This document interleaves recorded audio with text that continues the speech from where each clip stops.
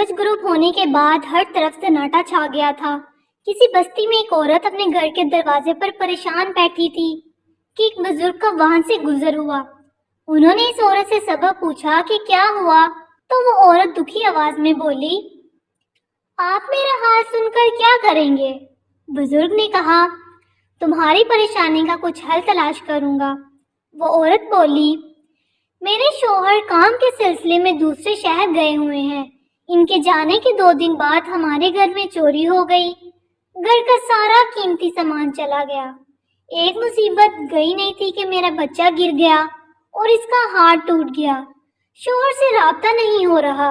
گھر میں یہ مصیبت ہے۔ اب آپ بتائیں کیا کروں؟ کہاں سے لاؤں اپنے بیٹے کے علاج کے لیے پیسے؟ یہ کہہ کر وہ عورت رونے لگی۔ وہ درویش بولے، تم اپنے بیٹے کو میرے پاس لے آؤ۔ عورت فوراً گئی۔ کچھ دیر بعد اپنی گود میں ایک بچے کو لے آئی۔ بزرگ دونوں کو اپنے گھر لے گئے۔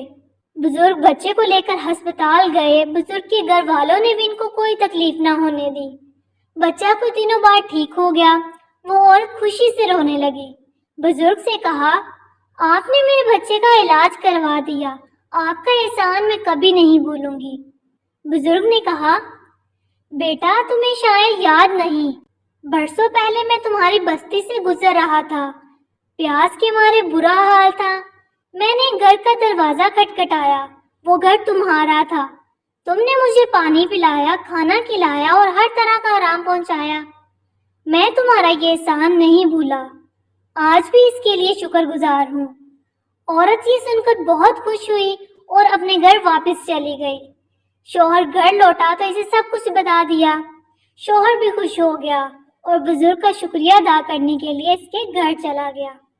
پیارے بچوں، ویڈیو اچھی لگی ہو تو ویڈیو کو لائک اور شیئر کریں اور اس چینل کو سبسکرائب کریں۔